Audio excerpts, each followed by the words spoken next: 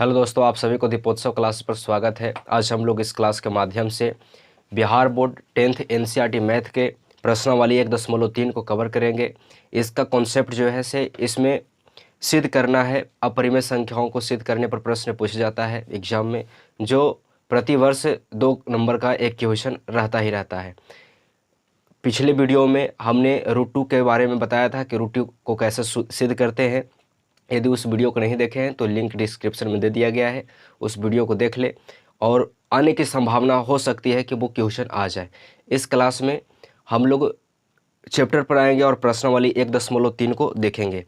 पहला क्वेश्चन कहता है कि सिद्ध कीजिए कि √5 एक अपरिमेय संख्या है। सिद्ध करना है कि √5 जो है से एक अपरिमेय संख्या है। तो चलिए इसको सिद्ध करते हैं। किसको सिद्ध करना है? √5 को ना। तो सिद्ध करते हैं, लिखेंगे माना कि √5 एक परिमेय संख्या है। परिमेय संख्या है। जिस प्रकार से √5 सिद्ध होता है उसी प्रकार से √3 भी सिद्ध होगा। आप √5 को देख लीजिएगा तो आपको √3 भी सिद्ध करना आ जाएगा। क्या माने हैं? माना कि √5 जो है से एक परिमेय संख्या है।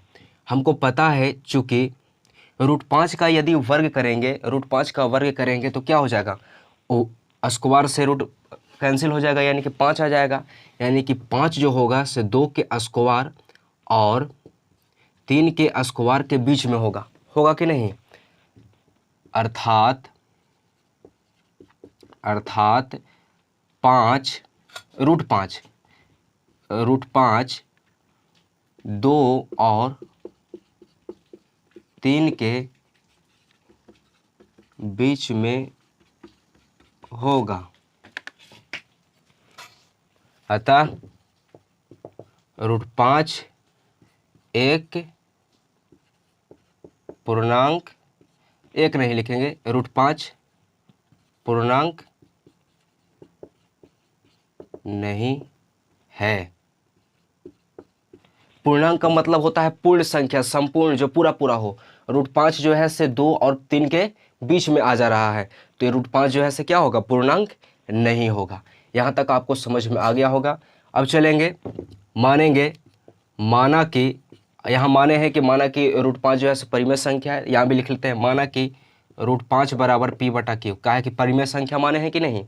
√5 बराबर P/Q, यानी कि √5 जो है से P/Q के बराबर है। जहाँ P और जो Q है वो धन पूर्णांक है। क्या है बाबू? धन पूर्णांक। एवं P और Q में कोई उभयनिष्ठ गुणनखंड नहीं है। कोई उभयनिष्ठ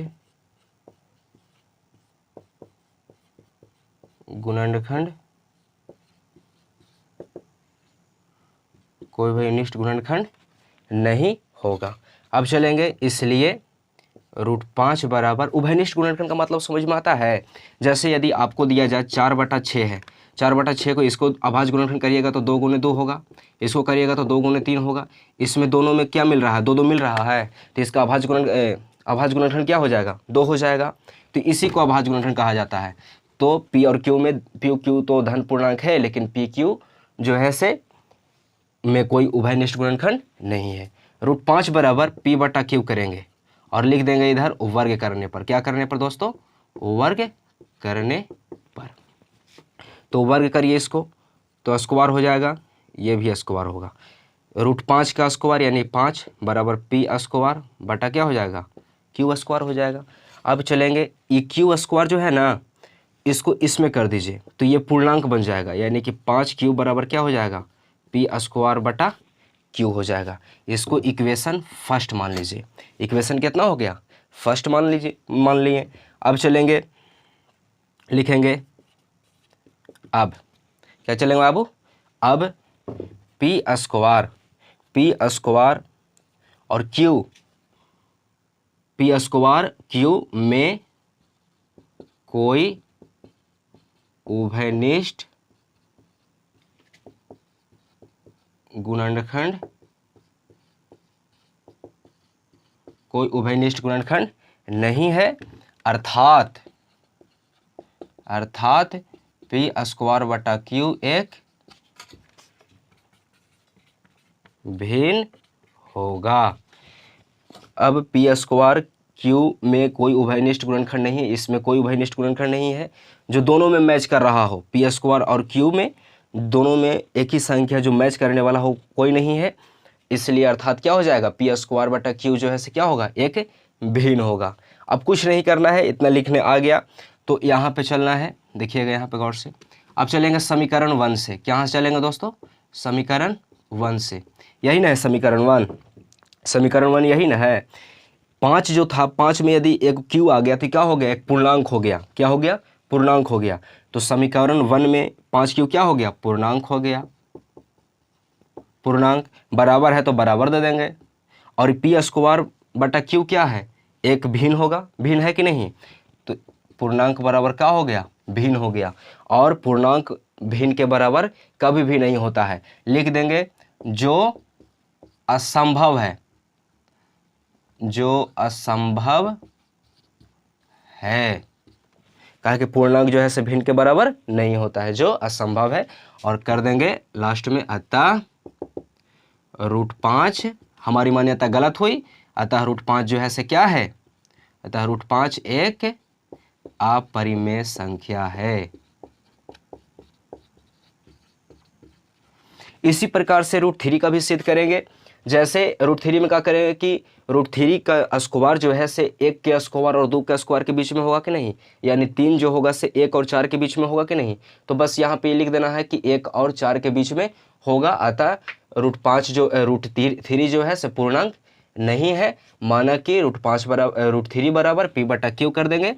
इसी तरह से इसी पैटर्न पर √3 को भी हल करेंगे और इसी पैटर्न पर √5 को भी हल करेंगे। यदि आप इस तरह से इस क्वेश्चन को सोल्व करते हैं तो आपको यहाँ पे बराबर नहीं या दे देना है। अगर आप इस क्वेश्चन को इस तरह से सोल्व करते हैं तो आपको 2 नंबर फुल मिलेगा। और ये क्वेश्चन बहुत बार पूछा गया है एग्जाम में, तो आप इस क्वेश्चन को देख लीजिएगा और √3 को भी सोल्व कर लीजिएगा। और √2 को भी हमने करवाया है, तो √2 को पहले वाली वीडियो में जाकर देख लीजिएगा, लिंक डिस्क्रिप्शन में दे दिया जाएगा। अब हम लोग चलते हैं दूसरे क्वेश्चन की ओर चलेंगे।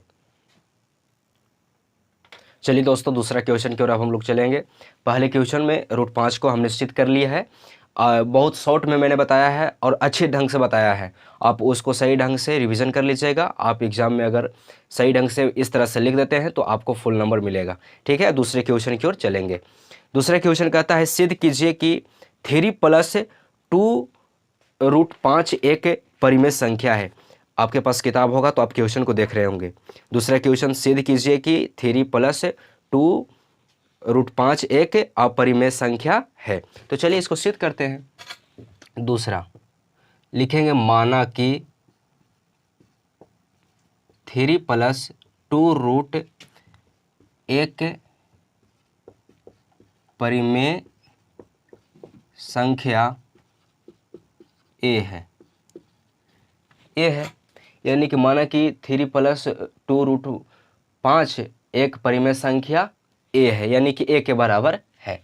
तब क्या हो जाएगा दोस्तों, तो क्या हो जाएगा, तो हो जाएगा 3 + 2 √5 बराबर ए हो जाएगा। काहे कि एकरे बराबर ना है, 3 + 2 के बराबर ना है ए, तो 3 + 2 √5 बराबर ए हो जाएगा। अब इसको सोल्व करने का प्रयास करेंगे हम लोग, या इसको ऐसे लिख सकते हैं, ये प्लस में 3 है तो बराबर को उधर भेजेंगे तो क्या हो जाएगा, माइनस में हो जाएगा। तो ऐसे लिख सकते हैं इसको 2 √5 बराबर a - 3, 2 √5 बराबर a - 3, ये आपको आता होगा। अब रूट को एक तरफ करेंगे। यदि 2 जो है से √5 में क्या कर रहा है, गुना कर रहा है कि नहीं, और जब बराबर के बाद भेजते हैं तो उधर जाके क्या करेगा, भागा करेगा। तो √5 बराबर क्या हो जाएगा, a/3 है पहले से, और √5 में 2 गुना कर रहा था तो इधर जाके क्या हो गया, भागा करने लगा। अब जो है से अपरिमेय संख्या एक तरफ हो गया, √5 अपरिमेय संख्या एक तरफ हो गया और परिमेय संख्या एक तरफ हो गया। अब इसको जो है से इक्वेशन फर्स्ट मान लेंगे और चलेंगे।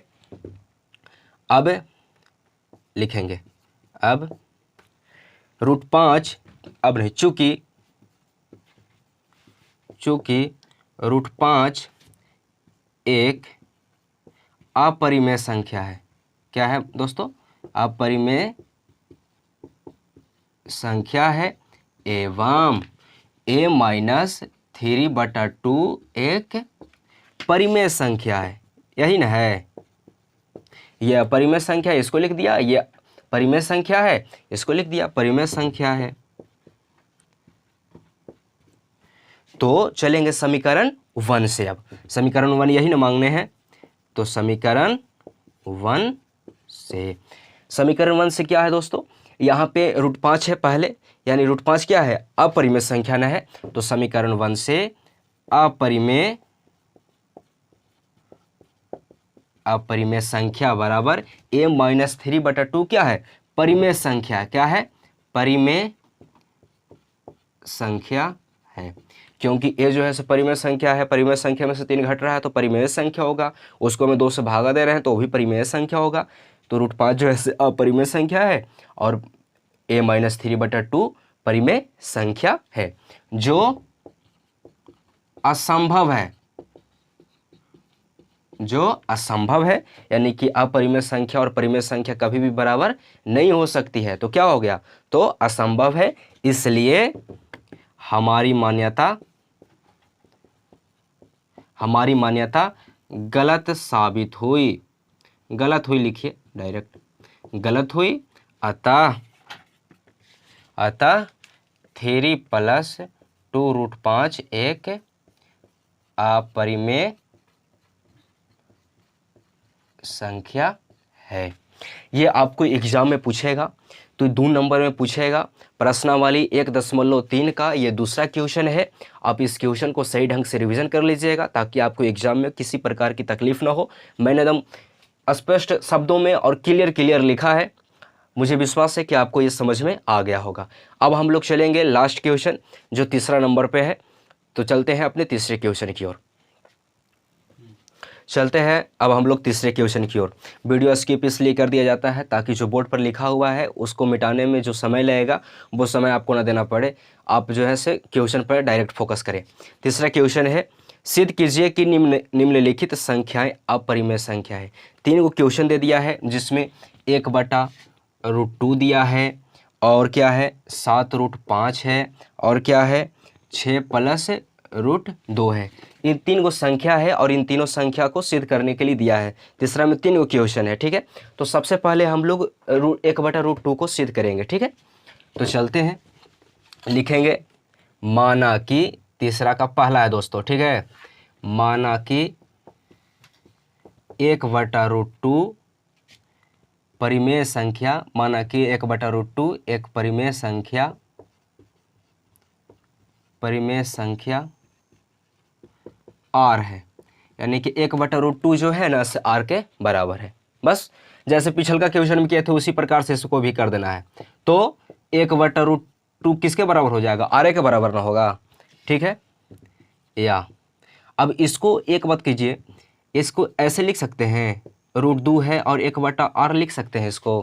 कहे कि एक ऊपर था तो एक को हटा दिए तो ई जो है से 1 के बटा में आ जाएगा। समझ में आ रहा है ना? यानी कि √2 बराबर 1/r इसको हम लोग लिख सकते हैं। इसको फर्स्ट समीकरण कर देंगे, ठीक है। इसको फर्स्ट समीकरण कर देंगे। जैसे अगर नहीं समझ में आ रहा तो इसको ऐसे देख लीजिए, देख लो, छोड़ो। 1/√2 है बराबर r/1 है। ये √2 करेगा किस में गुना? √2 करेगा किस में? r में करेगा, यानी कि √2 r होगा। 1 गुना करेगा तो 1 हो जाएगा। अब जो है से √2 को 1 करिए। अब √2 में r जो है से क्या कर रहा है? गुना कर रहा है। बराबर को होने जाएगा तो क्या करेगा? भागा करेगा। तो √2 बराबर क्या हो जाएगा? 1/r ना होगा। अब इसको जो है बाबू समीकरण फर्स्ट मान लो। ये जो है से अपरिमेय संख्या हो गया आपका, ये अपरिमेय संख्या और ये आपका परिमेय संख्या हो गया। अब यहाँ से आपका बन गया, लिख देंगे। अब चूंकि, अब कब सब आ जा रहा है, चूंकि √2 एक अपरिमेय संख्या है, √2 एक अपरिमेय संख्या है एवं 1/r, 1/r जो है से क्या है? परिमेय संख्या है। लेकिन यहाँ पे ध्यान देने वाली बात यह है कि ये r जो है से नॉट इक्वल टू जीरो, यानी कि जीरो के बराबर आर नहीं है, ये भी ध्यान देना है। तो जीरो के बराबर हो जाएगा तो ये कुछ नहीं होगा। तो ये 1/r जो है से क्या है, परिमेय संख्या है, और r जो है से क्या है, r not equal to zero, यानी कि r जो है से जीरो के बराबर नहीं है। 1/r एक परिमेय संख्या है, परिमेय संख्या है। अब कुछ नहीं करना है, समीकरण फर्स्ट चलना है, समीकरण फर्स्ट से, ठीक है। तो समीकरण फर्स्ट से √2 क्या है, अपरिमेय संख्या है ना, तो अपरिमेय संख्या कर दीजिए। जो जो लिखा हुआ है समीकरण फर्स्ट में उसको उतार देना है। अपरिमेय संख्या था, अपरिमेय संख्या कर दिए, बराबर है बराबर कर दीजिए। 1/r क्या है, परिमेय है क्या, परिमेय, परिमेय, तो इसको परिमेय संख्या कर दीजिए। ये जो हो गया आपका परिमेय संख्या हो गया।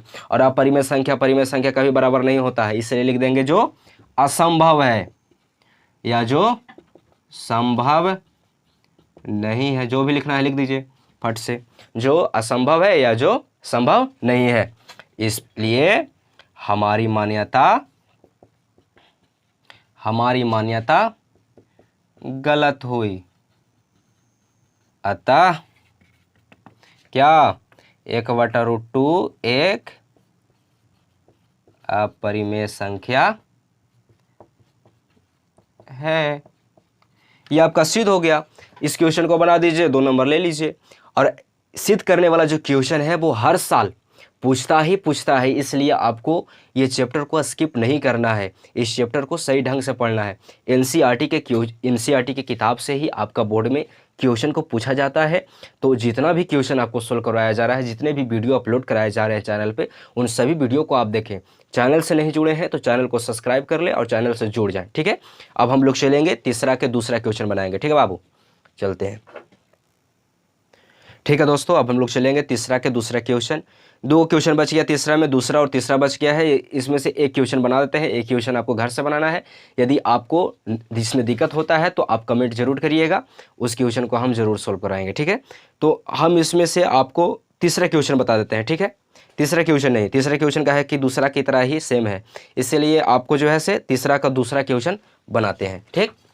तीसरा का दूसरा, उसमें कह रहा है कि 7√5 जो है सिद्ध करिए कि 7√5 जो है से क्या है, अपरिमेय संख्या है। तो मानिए वैसे ही लिखेंगे, माना कि 7√5 एक परिमेय संख्या, माना कि 7√5 एक परिमेय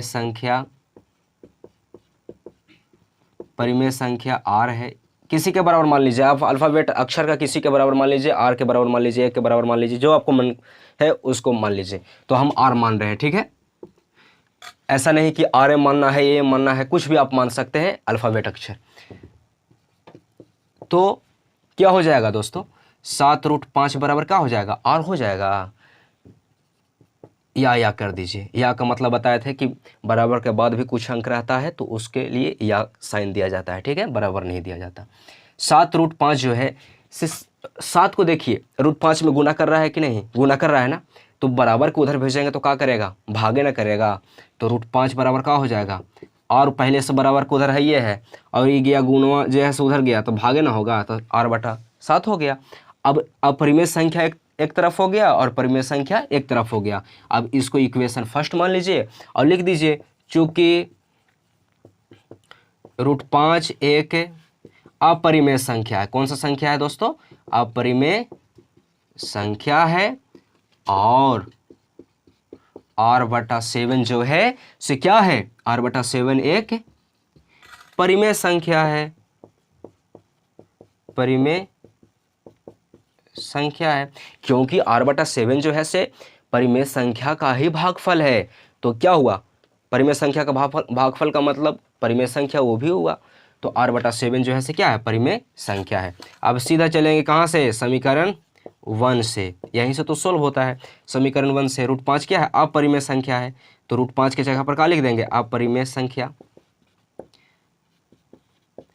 बराबर है तो बराबर दे देंगे, r/7 क्या है, परिमेय संख्या ना है, तो परिमेय संख्या इसको कर दीजिए, परिमेय संख्या।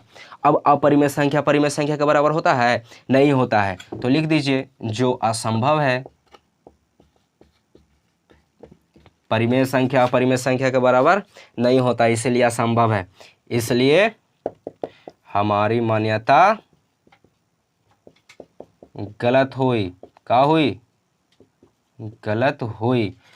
कर देंगे अतः 7√5 एक अपरिमेय संख्या है।